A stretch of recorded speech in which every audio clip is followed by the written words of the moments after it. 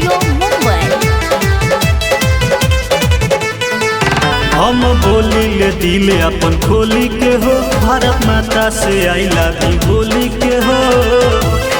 ए भाई सुना, हम बोलिले दिल अपन खोली के हो, भारत माता से आई लव यू बोली के हो।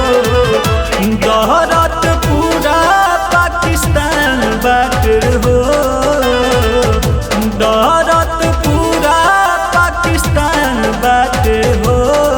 हमार देश के तिरंगा हमार जान बाटे हो, हमार देश के तिरंगा हमार जान बाटे हो। हमार देश के तिरंगा, हमार देश के तिरंगा हमार जान बाटे, हमार जान बाटे।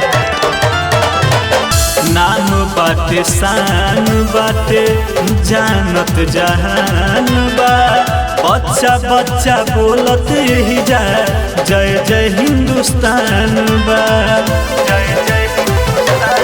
ए हो नाम बाटे शान बाटे जानत जहान बा, बच्चा बच्चा बोलत यही जा जय जय हिंदुस्तान बा।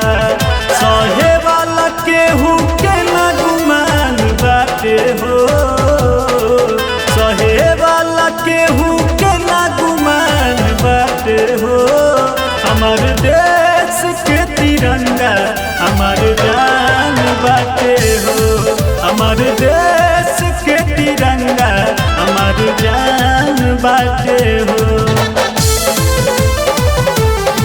हमार देश के तिरंगा हमार जान बाटे हो। हाँ, देश खातिर जान दिल केतना जवान हो, के कर नाम ली सभे बा महान हो। ए भाई देश खातिर जान दिल केतना जवान हो, के कर नाम ली सभे बा महान हो। बाबा जी के लिखल संविधान बाटे हो,